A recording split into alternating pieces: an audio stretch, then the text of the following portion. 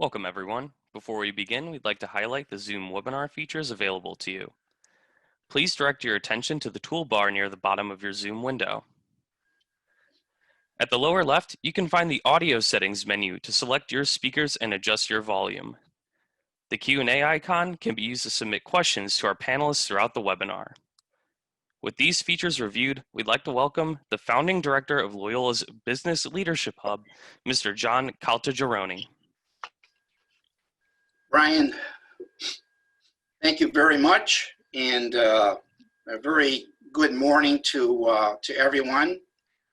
The attendees, our speakers, our panelists, our sponsors, and everyone that has participated in putting this wonderful summit together.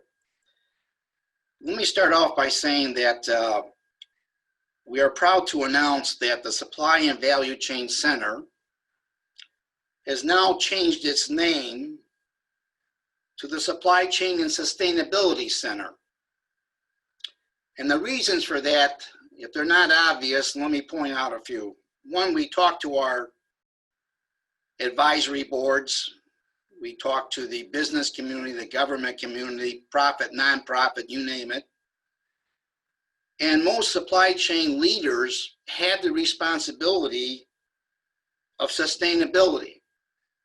Included in their responsibility is supply chain, sustainability, ethics, and risk management. And those are the catalyst of what we do at Loyola University Chicago.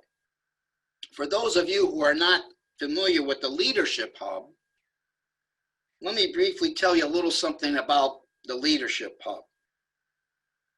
The mission is to help harness the insights of Loyola University Chicago from the Quinlan School of Business to the global network of Jesuit colleges and universities.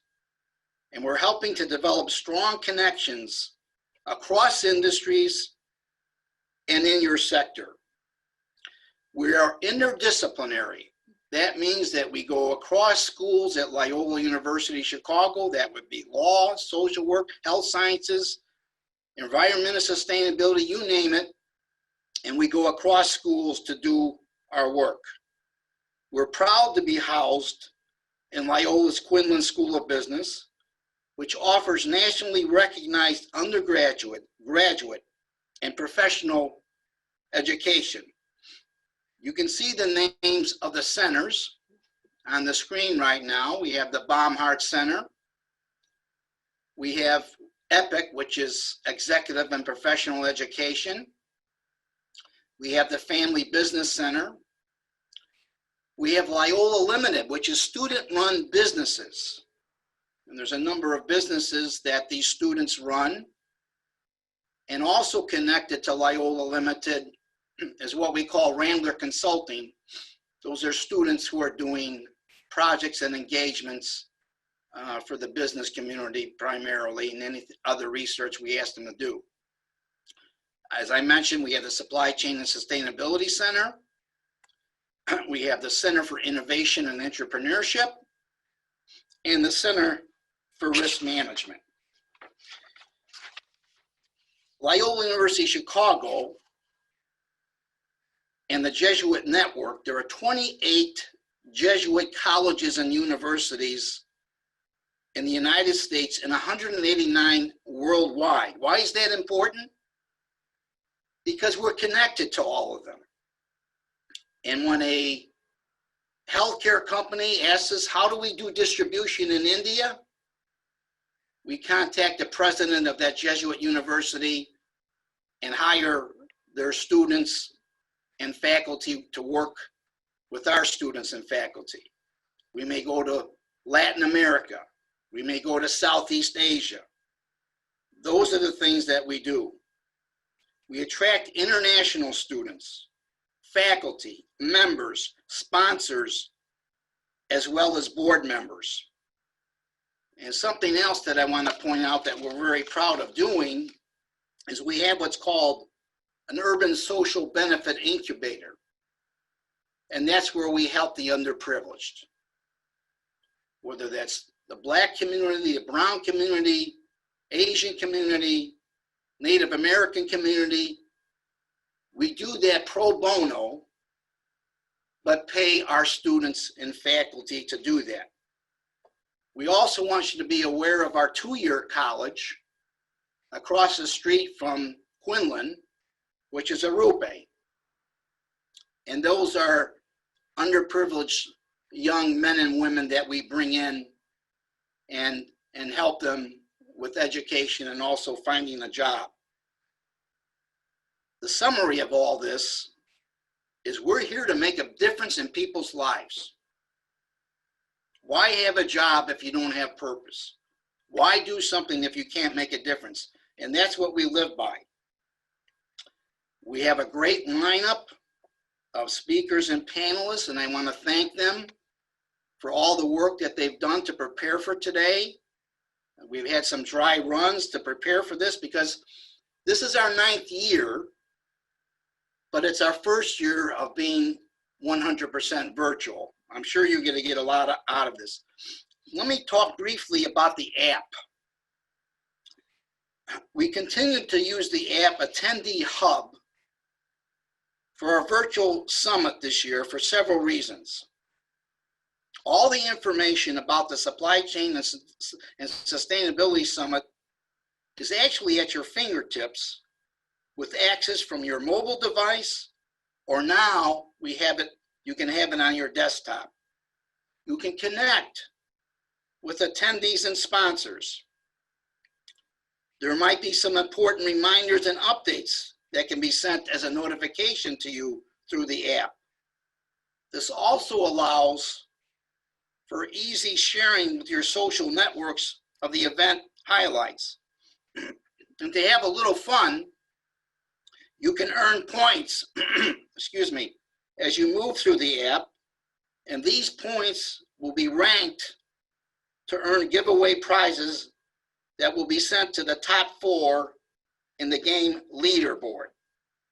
So what to expect for today? I'm hopeful you're going to leave here with what we call golden nuggets, potential solutions that when you go back to work or looking for work for those who are in between jobs, it will help you. And that's what we want more than ever. We've called this for many years a solution summit, and we've changed the name here and there, but at the end of the day, we want you to get solutions for your job. And there's nothing more satisfying than driving positive change. Together we can accomplish many things. And my staff has heard this before, but I'm going to say an African proverb. If you want to go fast, go alone. If you want to go far, go together. And that's our hope. There are 4 steps to accomplishment. Plan purposely, prepare prayerfully, proceed positively, and pursue persistently.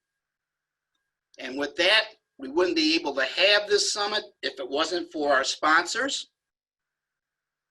And let's just pause for a few seconds here that you can see our wonderful sponsors. Thank you very much. We appreciate it. And now I want to thank internal. I want to thank our IS and IT departments, especially Brian and Brendan. I want to thank my staff, Peyton Corner, Aranza Valverde, Colleen Rainey, and a special thank you to these 3 people who have worked tirelessly for months to make this a success. Ryan Sinan, Carolyn O'Gray, and Harry Haney. And with that, I have the pleasure of turning this over and introducing the Dean of the Quinlan School of Business, Dean Kevin Stevens. Thank you, John. I appreciate it. And thank you for putting together the summit. I know this has been a tremendous amount of work. Just a couple of thoughts. I want to riff off of what John said. Some of you may know that we have a separate school within Loyola, the School of Environmental Science, and that we are partnering with. Thank you. That we are partnering with Quinlan, because we believe, as John mentioned, that supply chain includes sustainability. So we want to prepare people who understand the science behind sustainability and the business behind sustainability. One other thing I will mention, two other things. First off, thank you to our sponsors. We really appreciate your support. The other thing is as John said, the Jesuit network is hard to overestimate its importance. So I'm on the board of the International Association of Jesuit Business Schools. So as John mentioned, if you are thinking of doing business internationally, we are in almost every part of the world. We are not in North Korea, Russia, or much in the Gulf states, but we are virtually everywhere else. So if you're thinking of doing business abroad, please let us know if we can help. So welcome to this webinar. Again, thanks John and Harry and everybody who put this together. And I'd like to turn it over now to our keynote speaker, Cheryl Harris from Allstate. She's their Chief Procurement Officer. We really appreciate you taking the time to join us this morning. Thank you, Cheryl. Good morning. I hope you are all doing well. I'm going to share a few remarks, but let me share my screen first.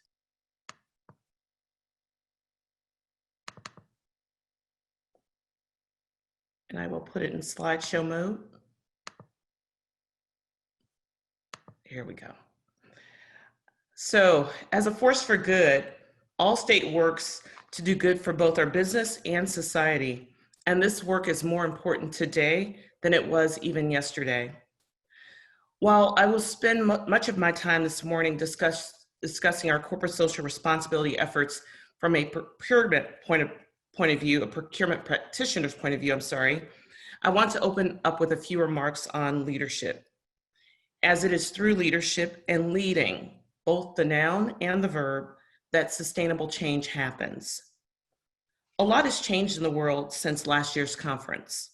First, this global pandemic we call COVID-19, civil unrest in response to killings of Black men by police, and if you live here in our wonderful city of Chicago, something we hear about on the news every single day and all night, is increased homicides due to gun violence.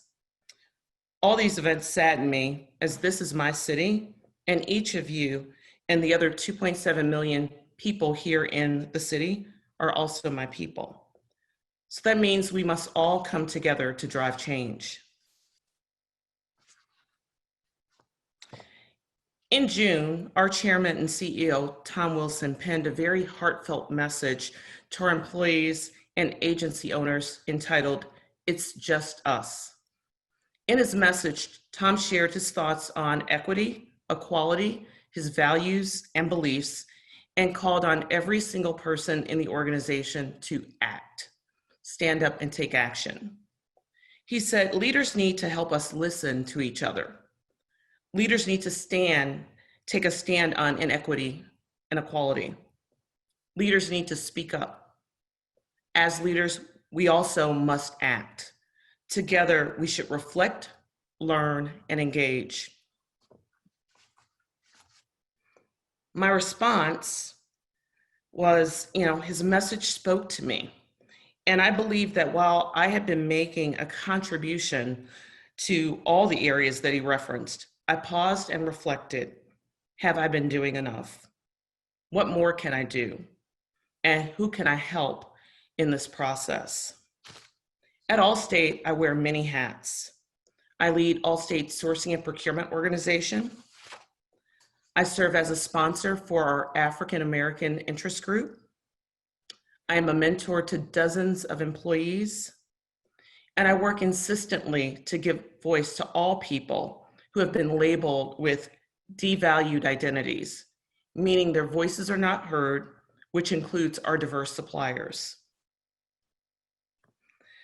I'm also currently in a doctoral program at Benedictine University, where I'm studying leadership in their Center for Values-Driven Leadership. So you might ask why, and I am still asking myself that very question. But in all seriousness, over the course of my 30 years in corporate America, I have come to appreciate and understand that I don't understand many of the complexities associated with leadership.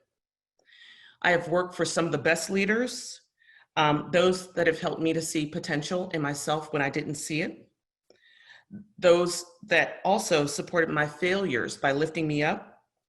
They were some of the best teachers and helped me find my own leadership style and my leadership voice. I've also worked for leaders who weren't so good. And in those instances, I found myself disengaged and not giving my all. I also learned from them. I learned what not to do if I was ever given the privilege to serve other people in a leadership role. In reflecting on our CEO's "It's Just Us" message, I recalled an encounter with one of my professors, Dr. Peter Nordhaus, and in his book, Leadership, Theory and Practice, he defines leadership as a process whereby an individual influences a group of individuals to achieve a common goal. Now, we were sitting in our classroom in Lisle, Illinois, and he was actually going through a series of photographs, everyone ranging from Dr. Martin Luther King to Nelson Mandela, to Mother Teresa, to Donald Trump, to Hitler.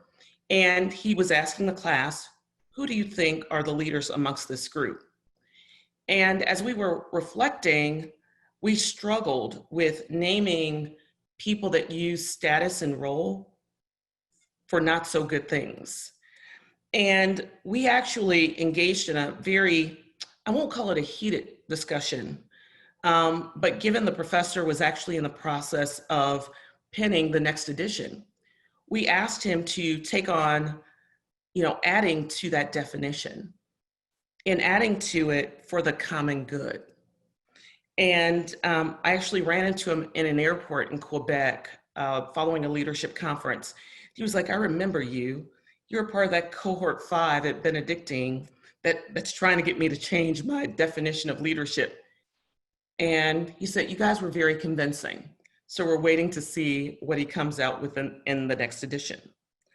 Now, I will say that, that experience coupled with other experiences, it lit a fire under me to identify ways to amplify and accelerate the impact that I could immediately have for achieving a common goal for the common good.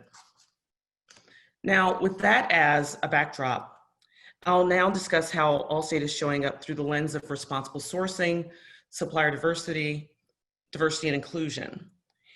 At Allstate, our procurement team has the ability to make a positive impact on a portfolio of over $10 billion in spend, representing over 7,000 suppliers. And we do our job with Allstate's core values in mind each and every day. Our core values are honesty, caring, and integrity, inclusive diversity, engagement, superior performance, and accountability. And when you think about those, you actually have to stop and reflect on, again, what is it that you have the opportunity to influence each and every day, in spite of everything that's going on in the world today? Now, responsible sourcing for us ensures that Allstate partners with suppliers that share in our values and beliefs and who are equally committed to driving positive change in the world. This year, through our supplier diversity efforts, sustainability, and supplier management efforts, we have engaged with our most critical suppliers to understand work that they have underway within their respective organizations that promote equity and environmental sustainability. The ultimate goal for us is to identify commonalities in this work, and we will use appreciative inquiry to accelerate and amplify the goodness and benefit we can collectively deliver. And so it's through the process of asking where and how do our strengths show up, and leveraging those strengths to actually drive accelerated impact is, I will quite honestly say, a skill that I've learned since enrolling in this doctoral program. Now, supplier diversity, our Director of Supplier Diversity and Sustainability, Eugene Campbell, I believe, recently spoke at Loyota's Supply Chain and Value Chain Center, the Responsible Sourcing event, which I believe was last month.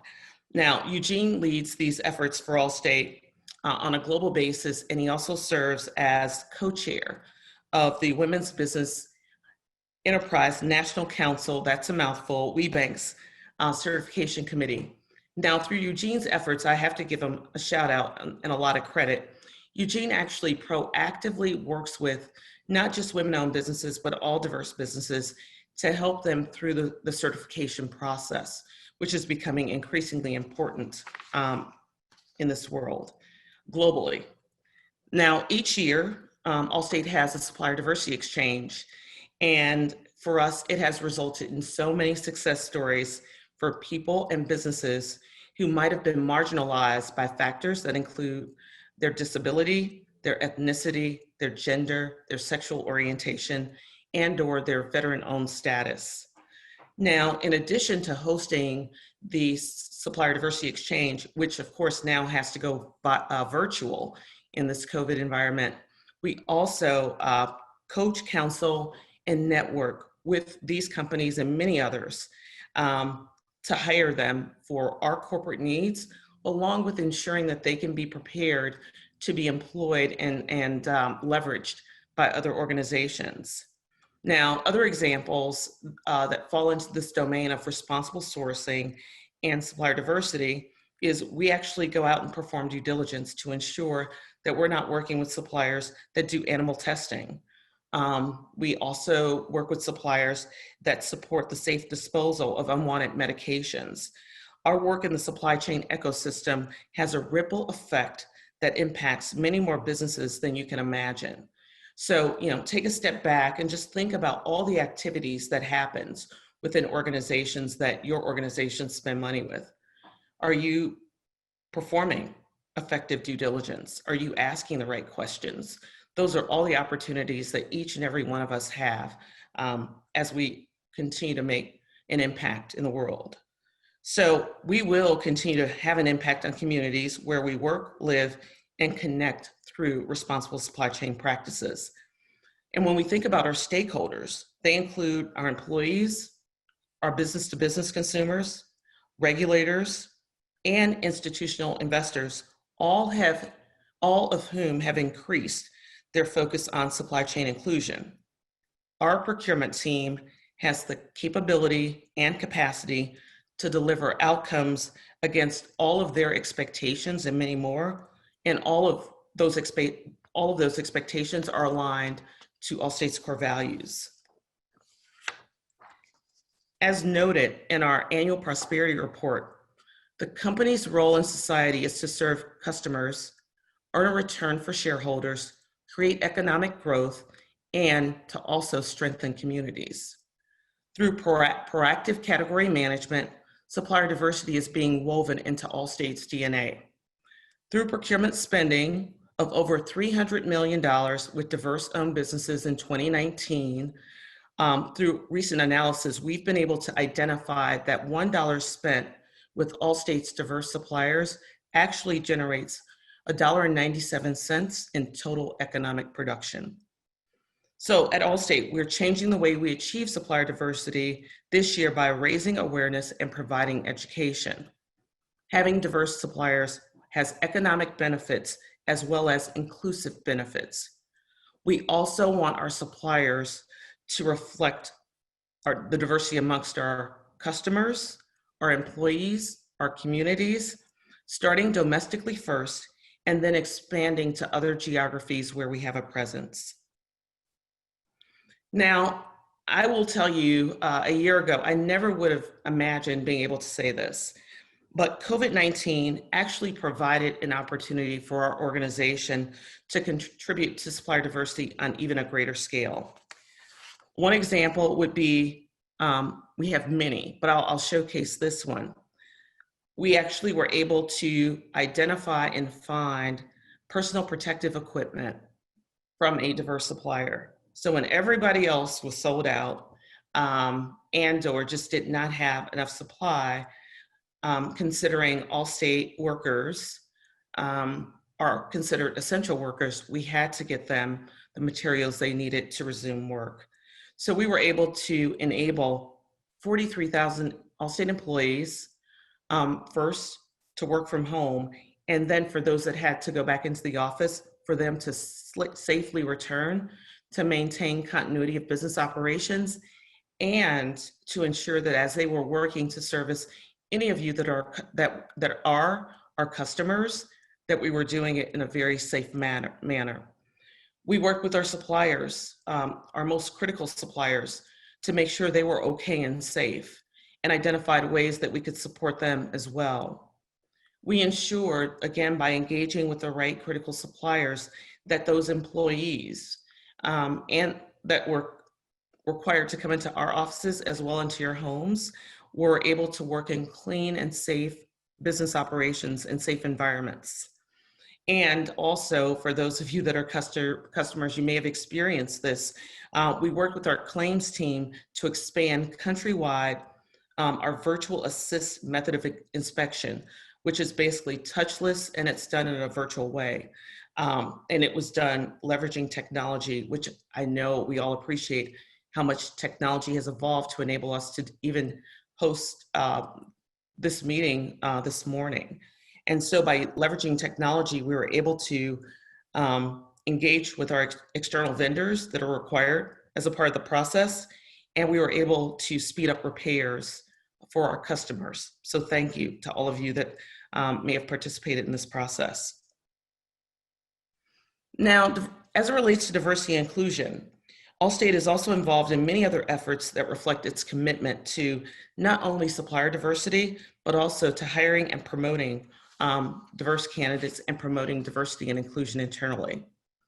We focus on leadership representation for various groups and offer numerous ways to enhance networking and opportunities to learn more about different careers and connect with people that might be good role models or mentors. We have 11 employee resource groups, also known as ERGs, with over 15,000 members. And through the ERGs, we're able to provide training and education throughout those communities. And we've actually found that by having the ERGs lead those training efforts, they're actually drawing more employees to getting engaged. Some examples include the Allstate Asian American Network, we call that 3AN, the Allstate's Women I Network, AWIN, the Professional Latino Allstate Network, which we call PLAN, the Allstate African Working Network, AAWN, and I mentioned that earlier, I'm actually a sponsor. Abilities Beyond Limitations and Expectations, ABLE, and 6 other ERGs. Allstate also regularly hosts inclusive conversations where tough topics are openly discussed to increase awareness and understanding amongst employees. And I will say, for the first time in my 9 years with Allstate, we're having conversations that I never imagined would take place in a corporate setting. And so if you have not done so within your respective organizations, I encourage you to engage in dialogue. It can be dyadic, one-on-one. It could be with your ERGs. It could be with teams that you lead or are part of, but get the dialogue started. And now last year, we also hired an external consultant to supplement internal analytics on pay equity to identify policies, practices, or systemic issues that may contribute to pay gaps. Allstate compared favorably to similar companies.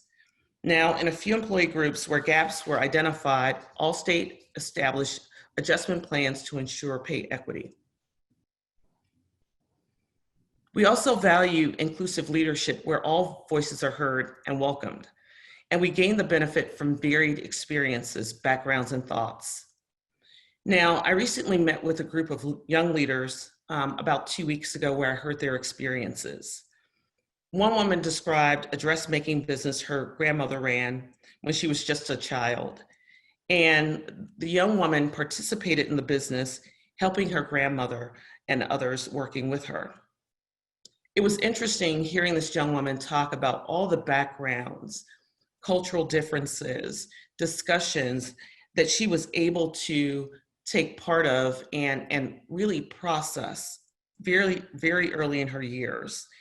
But she also realized the valuable friendships and experiences this diverse group of people had, which she thought, in reflecting again decades later, that those experiences enriched each and every one of their lives, as well as her own. That grandmother influenced a group to succeed at their business to achieve a common goal for the common good, to bring together diverse people with varied backgrounds and perspectives as they work together, creating valuable products for the customers, ultimately becoming friends. And just through that experience, I witnessed what was possible, that in business, we can all come together to actually deliver value with each other and through each other. So I ask, what is the goodness you're driving in the world? What is one step or action you will take to make a contribution to the common good? And I ask finally, what will you be remembered for? Each of us has an opportunity to make tomorrow better than yesterday and even better than today. I hope that you join me in this journey. Thank you. Thank you, Cheryl, for that terrific presentation. John, I think you had something for Cheryl. A few things, Cheryl. That was excellent. As I was jotting down many of the things that you said, I had to stop after I got to number 12 because they're all near and dear to our heart. Leadership, supplier diversity, D&I, and the last thing I put down, the action. What are you doing in a meaningful way? And that's so important to us because you're doing it. Allstate and you are doing it. And I get a little frustrated sometimes when people say, we're gonna do this, we're gonna do that. Well, do it. Do it, let's go. So with that said, I have a letter that I can't hand to you, but we'll mail it to you. And here's the letter, I'll read it. Dear Cheryl, thank you again for being our keynote speaker at the Loyola Supply Chain and Sustainability Summit. We appreciate the insights and challenges that you pose to the attendees of the conference. At the Supply Chain and Sustainability Center, we strive to challenge and encourage students to continue to grow academically as well as professionally by connecting them to alumni, companies, and opportunities throughout the year. As a thank you for participating in our 9th annual event and supporting our mission, we are pleased to inform you we will be awarding the Loyola Supply Chain and Sustainability Scholarship in honor of you at next year's event. We look forward to having you in future events. Warmest regards, John Caltagirone. So thank you so very much, Cheryl. I just appreciate the partnership and everything that you all are doing, not only with Allstate to help us, amplify and accelerate all the actions that we need to take, but just what you're doing to improve the goodness across all audiences and across society. John, Harry, and team, I really appreciate you and look forward to another great year of our partnership. I'm here to support you in any way that I can. Thank you, Cheryl. God bless you. Okay. I'm going to turn it over to Harry Haney, but I wanted to mention something very quick. One, we look at ourselves as being a thought leader, and we come out with a monthly article under what Ryan Simon came up with. The name of it is called The Source. And we're looking out into the future. What's going to happen next year? What's going to happen in 2023? And we talk about future trends and challenges we need to be aware of. And if anyone is interested in submitting something to us for that, let us know. The other items that I want to mention is if anybody has interest in our degree programs, our non-degree programs, working with us to co-host events, sponsorship, membership, advisory board. If you want to consider that, just let us know. We'll be happy to talk with you.